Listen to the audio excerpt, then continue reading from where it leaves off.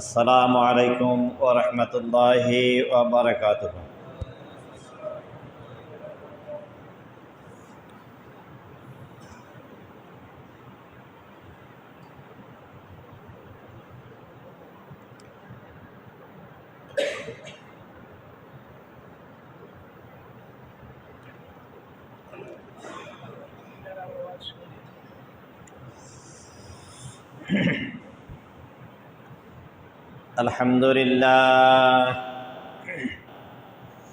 আলহামদুলিল্লাহ নাহমাদুহু ওয়া নাস্তাঈনুহু ওয়া নাস্তাগফিরুহ ওয়া নাউযু বিল্লাহি মিন শুরুরি আনফুসিনা ওয়া মিন সাইয়্যাতি আ'মালিনা।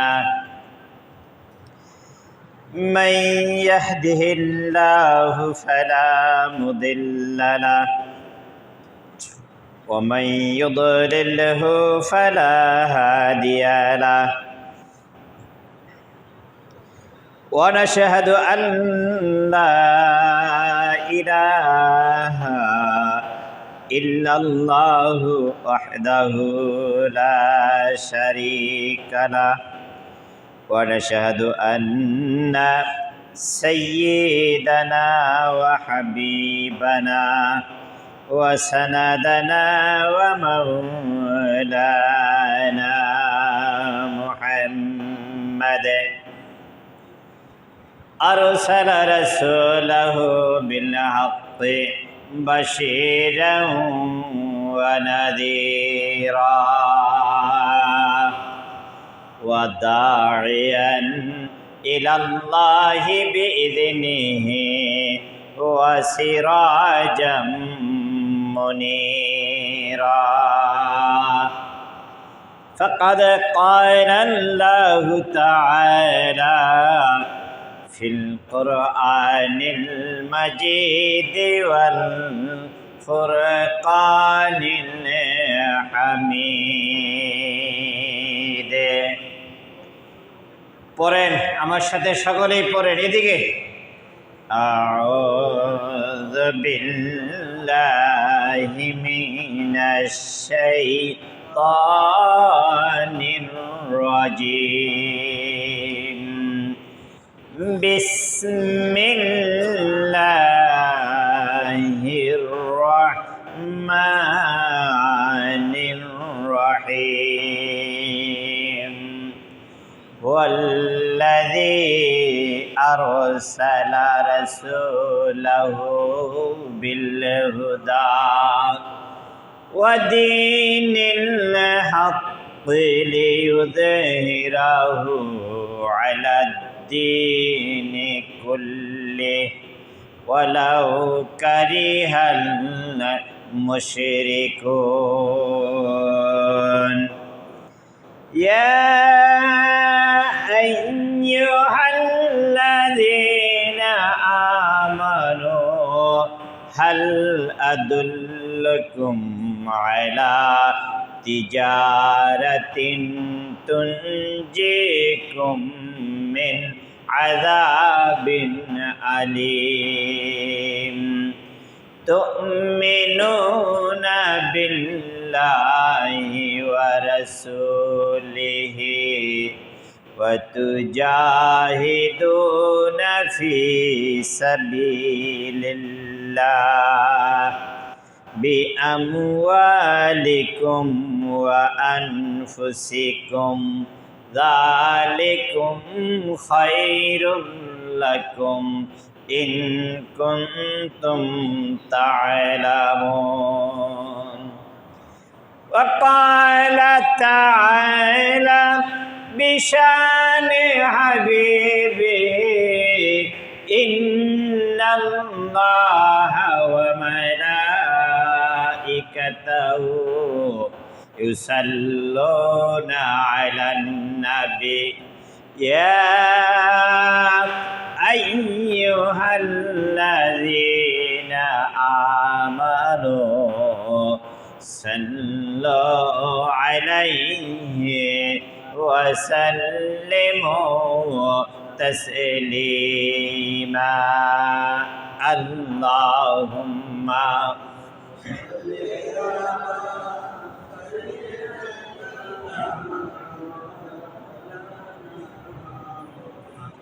وعلى آل سيدنا مولانا محمد اللهم صل على سيدنا مولانا محمد وعلى آل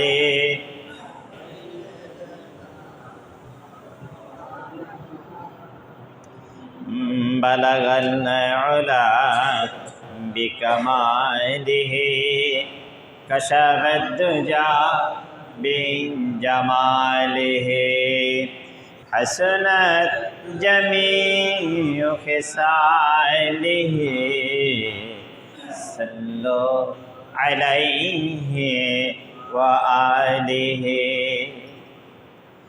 পৃথিবীতে কেউ স্থায়ী হয় না, ঠিক কিনা? যে যত বড়ই হোক স্থায়ী কেউ পৃথিবীতে কেউ স্থায়ী হয় না। হোকে বাসে ফেরাউন কিবা নমরুদ, কেউ ভাবে চিরকাল রয় না। চলে যাই সব ছেড়ে যেতে হয়, মৃত্যু মানে না কোনো পরিচয়। সব রাজা মহারাজা আর মহাবীর, বলেন সব রাজা মহারাজা আর মহাবীর, মৃত্যু তাকে ছেড়ে দেয় না। পৃথিবীতে কেউ স্থায়ী হয় না। ও কে বাসে ফেরাউন কিবা নমরুদ, কেউ ভাবে চিরকাল রয় না। ফেরাউন শেষ তাকে ছিল না, মৃত্যু তাকে ছেড়ে দিল না। আছে নাকি ফেরাউন? কি বলেন, এখন আছে? ফেরাউন শেষ তাকে ছিল না, মৃত্যু তাকে ছেড়ে দিল না।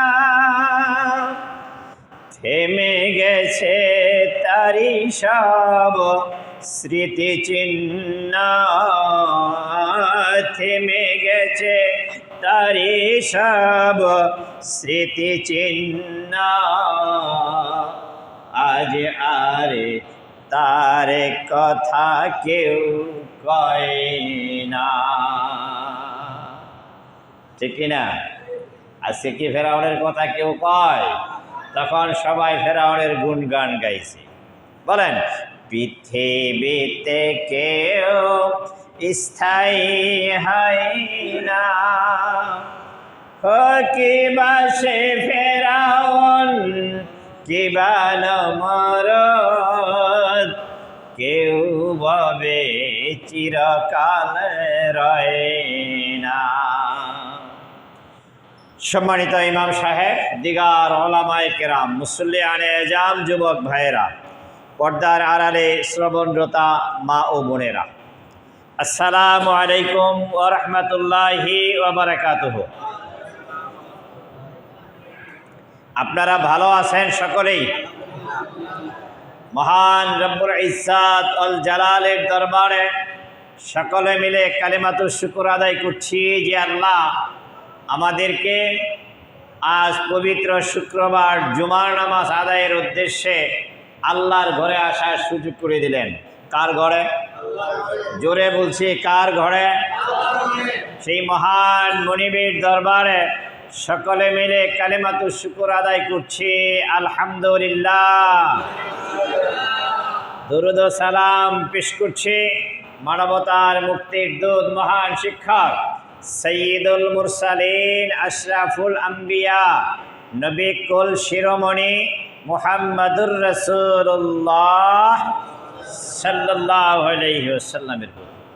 সম্মানিত হাজিরিন, আমার অনেকগুলো বিষয় রয়ে গেছে, অনেক কথা ছিল। দ্বীনে হক নিয়ে কথা বলবো। কথা ছিল না? দ্বীনে হকের পুরোপুরি শেষ করতে পারি নাই। এর মধ্যে চলে আসলো আশুরা। আশুরা নিয়ে কথা বলতে হবে। আমি গত শুক্রবারে বেশ কিছু কথা আগাইছি। আজকেও মোটামুটি শেষ করার জন্য চেষ্টা করব। কারবালার কেন হলো, কারবালার সঠিক ইতিহাস কি, এই ব্যাপারে কথা বলার জন্য হুসাইন রাদিয়াল্লাহু তাআলা আনহু মনে আছে বলতেছিলেন, যদি এজিদের বর্ষতা স্বীকার করি, এজিদকে যদি খলিফা মেনে নেই, তাহলে কি কি অসুবিধা হবে? এক নম্বর অসুবিধা হবে, রাজার ছেলে যদি রাজা হয়। আপনাদের কাছে কি খারাপ লাগতেছে? আমার আলোচনায় যারা আসবে, রেগুলার আসতে হবে, তাহলে আলোচনা তাদের কাছে ভালো লাগবে। কোন পয়েন্টের পরে কোনটা যায়, এটা যদি রেগুলার কেউ না আসে, সে আগা মাথা পাবে না। হুসাইন রাদিয়াল্লাহু তাআলা আনহু মুরব্বীদেরকে বলতেছেন, মনে আছে? মুরব্বীদেরকে বলতেছেন, ও আমার মুরব্বীরা, আপনারা তো মনে করতেছেন আমি এজিদের বর্ষতা স্বীকার না করার কারণে দেশে বিশৃঙ্খলা লেগে গেল। শুনে রাখেন, এজিদের বর্ষতা যদি স্বীকার করা হয়, এজিদকে যদি খলিফা হিসাবে মেনে নেওয়া হয়, তাহলে এমন একটা সময় আসবে, রাজার ছেলে তার রাজ্য ঠিক রাখার জন্য আল্লাহর কোরআনের আইনকে বাদ দিয়ে নিজে আইন তৈরি করা মানুষের উপরে চাপাইয়া দিবে। তখন মানুষ এমন একটা অবস্থায় পড়ে যাবে, আল্লাহর কোরআনের আইনকে বাদ দিয়ে মানুষের তৈরি করা আইন মানুষ মানতে বাধ্য হয়ে যাবে। ঠিক না রে? ঠিক। যেমন আমরা এখন বাধ্য, আমরা বাধ্য না? কথা বলেন, বাধ্য না? আমরা ইচ্ছে করলেই আল্লাহর আইন মানতে পারি না। সরকার যে আইন করে দিয়েছেন, ইচ্ছায় আর অনিচ্ছায় সে আইন আমাদের মানতে হয়। কথা বলেন। কিন্তু কি করতে হবে? এখান থেকে বাঁচার উপায় কি? এখান থেকে বাঁচার উপায় একটাই, আল্লাহর আইন যাতে দেশে প্রতিষ্ঠিত হয়, সেই চেষ্টা আমাদের করা লাগবে। কারা কারা করতে রাজি আছেন? আল্লাহ তুমি কবুল করো, সকলে বলেন আমিন। আল্লাহ একবার, আল্লাহ একবার। তারপর তিনি বুঝে শুনে তার উপর একটা হামলা চলতে লাগলো। তিনি মদিনায় বসবাস করছেন। এজিদের লোকেরা, এজিদের সেনাবাহিনীরা, সরকারি কর্মকর্তারা ইমাম হুসাইন রাদিয়াল্লাহু তাআলা আনহুর দলে যারা আছে, তাদেরকে হামলা, তাদেরকে নির্যাতন করতে শুরু করলেন। কিছু মানুষ হুসাইনের পক্ষে, বিশেষ করে সরকারি চাকরি যারা করে, তারা এজিদের পক্ষে থাকতে বাধ্য। আজকেও পুলিশ ডিপার্টমেন্টে বহু ভালো মানুষ আছে, পুলিশ ডিপার্টমেন্টে বহু ভালো মানুষ আছে, তারা ইচ্ছায় আর অনিচ্ছায় সরকারের পক্ষে থাকতে তারা বাধ্য। কথা বলেন, ঠিক না বেঠিক? তিনি সবার কাছে বলে কয়ে, যেহেতু মদিনা আমার জন্য এখানে নিরাপদ না, কাজেই আমি মদিনা থেকে, আমাকে কুফায় দাওয়াত দিয়েছে, কুফার জনগণ আমাকে আমন্ত্রণ জানিয়েছেন যে হে হুসাইন রাদিয়াল্লাহু তাআলা আনহু, আপনি আমাদের মাঝে চলে আসেন। আপনি চলে আসলে আপনাকে আমরা এই জায়গায় স্থান দিব এবং আপনাকে পাহারা দিয়ে আমরা রাখবো। সুবহানাল্লাহ। কোথায় যাবেন? জোরে বলেন, কোথায় যাবেন? কোথায় যাবেন? কে যাবেন?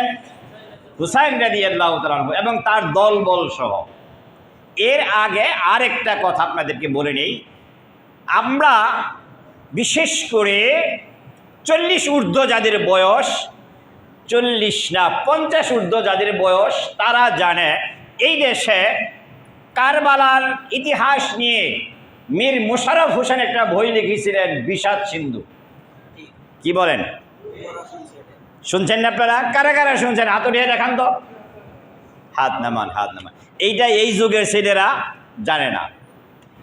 এই বইটা মীর মোশাররফ হোসেনকে দিয়া ইংরেজরা এই বইটা লেখাইছে।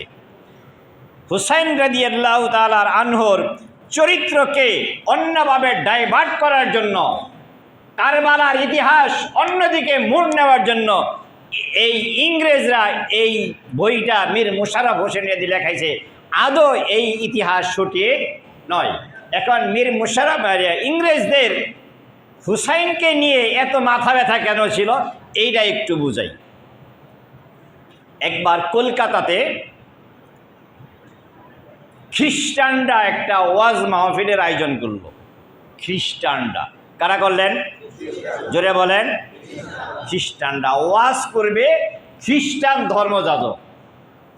সেখানে মাওলানা আব্দুল আজিজ দেহলভী রহমাতুল্লাহ আলাইহি তিনি ওখানে উপস্থিত। জানতে পারলেন যে মুসলমানদেরকেও খ্রিস্টান ধর্মযাজকরা ওয়াজ করবে। তো খ্রিস্টান ধর্মযাজক যদি ওয়াজ করে, মুসলমানের পক্ষে করবে না খ্রিস্টানের পক্ষে করবে? তিনি দৌড়াইয়া এসে ওয়াজ মাহফিল হাজির হইলেন। কে? আব্দুল আজিজ দেহলভী রহমাতুল্লাহ আলাইহি। গেলেন, পরে তাকে যখন মানুষ চিনেন তখন তাকে একটা ভালো জায়গা দিলেন, স্টেজের মধ্যে বসার একটা জায়গা দিলেন। একদম যোগ্যতম আলেম, জবরদস্ত আলেম, তাকে তো চিনার কথাই। কি বলেন? চিনার কথা না? আপনারা যদি আমার দাওয়াত নাও দেন, আপনাকে ওই গ্রাম বাংলার এখানে যদি ওয়াজ হয় আর আমি যদি ওয়াজ শুনতে আসি, আপনারা আমারে যদি দেখেন বলবেন না হুজুর স্টেজে যান? কথা বলেন, এটা বলবেন না? না বইবেন যে না পাড়িত বহেন? চিনেন বিদায় কি করবেন? স্টেজ একটা দাওয়াত না দিলেন যে হুজুরে যখন আইছে আমরা স্টেজ একটা জায়গা দিই। আব্দুল আজিজ দেহলভী রহমাতুল্লাহ আলাইহি পরিচিত একটা মুখ, তাকে স্টেজে জায়গা দিছে। খ্রিস্টান পাদ্রী যারা, খ্রিস্টান বক্তা যারা, তারা মনে মনে চিন্তা করলেন আজকে আব্দুল আজিজ দেহলভী রহমাতুল্লাহ আলাইহি তিনি যেহেতু আসছেন, তাকে ইসলাম যে সঠিক ধর্ম না, খ্রিস্টান যে সঠিক ধর্ম, এইটা তার মুখ দিয়ে আজকে স্বীকার করে ছাড়ব। তারা আব্দুল আজিজ দেহলভী রহমাতুল্লাহ আলাইহিকে প্রশ্ন করে, হুজুর আপনি যেহেতু আসছেন, আপনার সাথে আমাদের কিছু কথা হয়ে যাক। হ্যাঁ বলেন। আচ্ছা, আপনি তো মনে করেন, এটা বলেন আপনারা যে মুহাম্মদ সাল্লাল্লাহু আলাইহি সাল্লাম শেষ নবী এবং শ্রেষ্ঠ নবী এবং আল্লাহ তাআলার খুব প্রিয় রাসূল। হ্যাঁ বলি। করে ঠিক? হ্যাঁ এটা ঠিক। তাহলে মুহাম্মদ সাল্লাল্লাহু আলাইহি সাল্লাম এখন কোথায় আছেন? বেহেশতে না দুজকে? কয় না বেহেশতে। আচ্ছা, বেহেশতে যদি থাকেন, বেহেশতে মানুষ যা চাইব আল্লাহ তাই দিব। কয় হ্যাঁ, বেহেশতে আল্লাহ মানুষ যা চাইব বলেন তাই দিবে। তাহলে ইমাম হুসাইন রাদিয়াল্লাহু তাআলা আনহু তিনি তো রাসূলের খুব প্রিয় নাতি, কলেজার টুকরা নাতি ছিলেন। হ্যাঁ ছিলেন।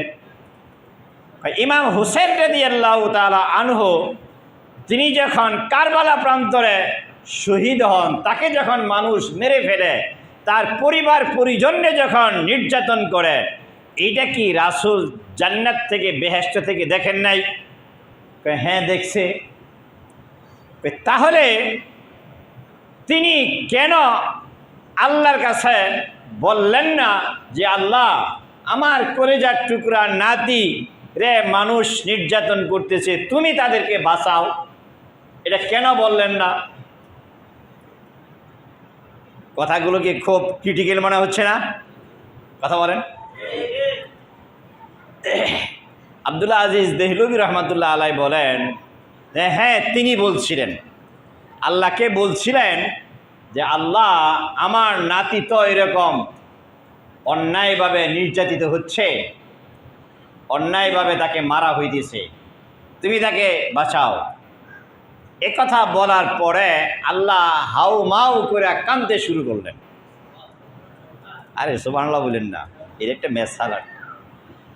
তা খ্রিস্টানরা বলে এটা কেমন কথা বললেন যে আল্লাহ কাঁদতেছেন? হ্যাঁ, কি বলে কাঁদতেছেন? কাঁদতেছেন আল্লাহ তাআলা আল্লাহ রাসূলকে বলতেছেন, হে আল্লাহ, আমার রাসূল, আপনার তো প্রিয় নাতি, তাকে এজিদ বাহিনীরা মারতেছে।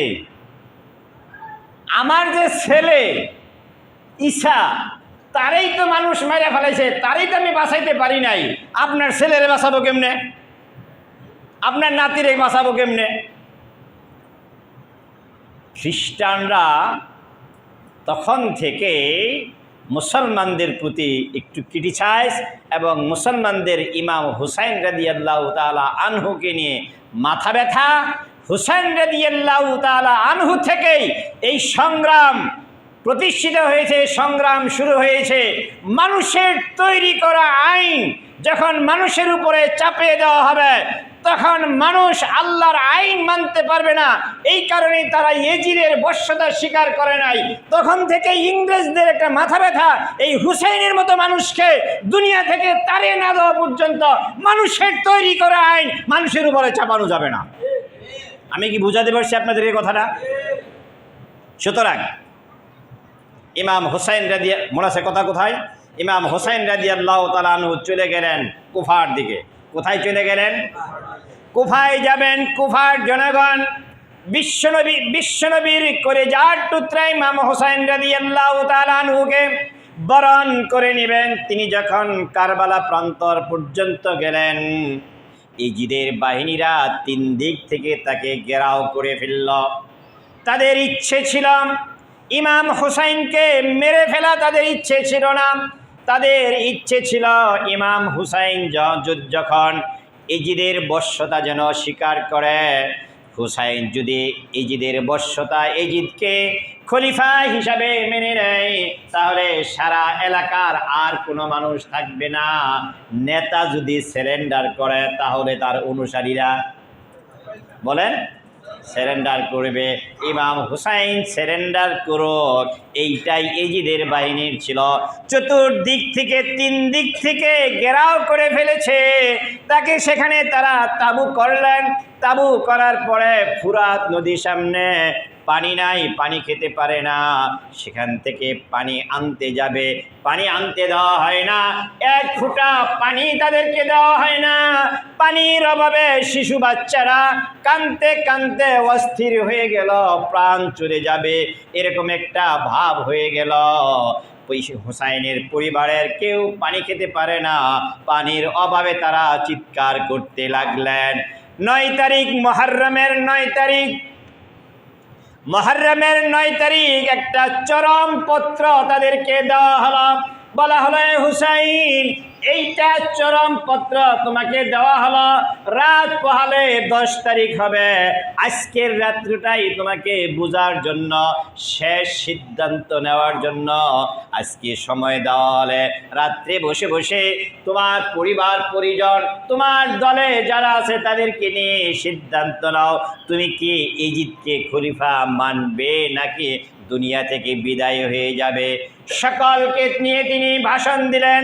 ও আমার জনগণ, আমার দলের লোকেরা, শুনে রাখা, আমি যদি ইজিদের বশ্যতা স্বীকার করে আজীবনের জন্য আল্লাহর আইন বাতিল হয়ে যাক, এটা স্বীকার করে নিলাম। তোমরা আমাকে সিদ্ধান্ত দাও, আমি কি জীবন দিব না আল্লাহর আইন বাতিল হবে, এইটাই মেনে নিব। সকল পরিবারের সকলেই সিদ্ধান্ত দিয়ে দিলেন, জীবন দিব তো আল্লাহর আইন বাতিল হতে দিব না। আজকেও এই মুসলমান আছে না নাই? কথা বলেন, আছে না নাই? মুসলমানদেরকে, খাঁটি মুসলমান যারা আছে তাদেরকে হত্যা করা যেতে পারে, ফাঁসির কাষ্ঠে ঝুলানো যেতে পারে, মামলা দেওয়া যেতে পারে, হামলা দেওয়া যেতে পারে, কোরআন থেকে তাদেরকে সরানো যাবে না। কথা বলেন ঠিক কিনা? সকলেই সিদ্ধান্ত কি হলো? জীবন দিবে, আল্লাহর আইনের বিরুদ্ধে কিছু করতে দিবে না। বলেন, এই সিদ্ধান্ত নেওয়ার পরে রাত পোহালেই মরণ, রাত পোহালেই মরণ। এর মধ্যে কি কোনো ঘুম আসে? কথা বলেন। সকলেই নামাজ পড়তেছে, আল্লাহর কাছে রোনাজারি করতেছে। এমন সময় হুসাইন রাদিয়াল্লাহু তাআলা আনহু বসে আছেন। বসে থাকার পরে একটা ঘুমের একটা ভাব হয় না? কি বলে ডারে? তন্দ্রা, নিদ্রা না, কি বলে? তন্দ্রা। ভাষা বুঝেন আপনারা? খারাপ লাগতেছে, আর 2 মিনিট রাগ করবেন? তন্দ্রার ভাব আসছে পরেই হুসাইন রাদিয়াল্লাহু তাআলা আনহু স্বপ্নে দেখতেছেন। স্বপ্নে দেখেন তার নানা বিশ্বনবী মুহাম্মদ রাসূলুল্লাহ সাল্লাল্লাহু আলাইহি সাল্লাম একটা শরবতের পিয়ালা নিয়ে হুসাইনের সামনে দাঁড়ানো। হুসাইন তৃষ্ণার্ত। হুসাইন কি? তৃষ্ণার্ত। একটা শরবতের পিয়ালা নিয়ে দাঁড়ানো। কে? বলেন। বিশ্বনবী মুহাম্মদ রাসূলুল্লাহ এবং নবীর পিছনেই তার মা ফাতেমা রাদিয়াল্লাহু তাআলা আনহা দাঁড়ানো। সুবহানাল্লাহ বলবেন না? তার পিছনেই তার বাবা আলী রাদিয়াল্লাহু তাআলা আনহু দাঁড়ানো। তার পিছনেই তার ভাই হাসান রাদিয়াল্লাহু তাআলা আনহু দাঁড়ানো। বললেন, ও আমার কলিজার টুকরা ইমাম হুসাইন, তুমি শুনে রাখো, তুমি তোমার পরিবার পরিজনের সাথে যেই সিদ্ধান্ত নিয়েছ আল্লাহর আইনকে জলাঞ্জলি দিবা না, জীবন দিয়ে দিবা, এই সিদ্ধান্তে আমি নবীও তোমার প্রতি সন্তুষ্ট, আল্লাহও তোমার প্রতি সন্তুষ্ট। তবে তোমার জন্য এই শরবতের পিয়ালা রইল, সন্ধ্যার হতে না হতেই তোমাকে এই শরবত দেওয়া হবে। সুবহানাল্লাহ। ঘুম থেকে জেগে গেলেন। জেগে গিয়ে সকলের উদ্দেশ্যে বললেন, ও আমার সাথীরা শুনে রাখো, এইমাত্র আমার নানা আমাকে খবর দিয়ে গেলেন আগামীকাল সকালবেলা আমার জীবনটা দুনিয়ার জন্য শেষ হয়ে যাবে। তোমাদের সাথে আমার যার সাক্ষাৎ হচ্ছে, এই সাক্ষাৎটাই জীবনের শেষ সাক্ষাৎ। দুনিয়ার জীবনে আমার চেহারা যা দেখার এখন দেখে নাও, কাল আর এই দুনিয়ায় আমার চেহারা তোমরা দেখতে পাবা না। তোমাদের জন্য কি সিদ্ধান্ত হবে আমার জানা নাই। শুনে রাখো ও আমার জাতিরা, শুনে রাখো, আমি জীবন দিয়ে গেল আল্লাহর আইনকে কলঙ্কিত করতে দেই নাই। সুবহানাল্লাহ। সম্মানিত ভাইয়েরা, তারপরে তো ইমাম হোসাইনকে শহীদ করা হয়েছে। এর ইতিহাস আমরা জানেন। এই ইতিহাস থেকে আমাদের শিক্ষা, আমরা জারি গান গাই, আমাদের শিক্ষা এই হতে হবে, আমরা হুসাইনের পক্ষের মুসলমান। কথা বলেন, আমরা জোরে বলেন, হুসাইনের পক্ষের মুসলমান। আমরা এজিদের পক্ষের মুসলমান নই। কথা বলেন ঠিক কিনা? জীবন যাবে, কোরআনের বিরুদ্ধে কোনো কিছু করতে যাওয়া হবে না। কথা বলেন ঠিক না ঠিক? আল্লাহ রাব্বুল আলামিন আমাদেরকে কোরআন অনুযায়ী জীবন যাপন করার তৌফিক দান করেন। সকলে বলেন আমিন। ওয়া মা আলাইনা ইল্লাল বালাগ। আসসালামু আলাইকুম ওয়া রাহমাতুল্লাহি ওয়া বারাকাতুহু।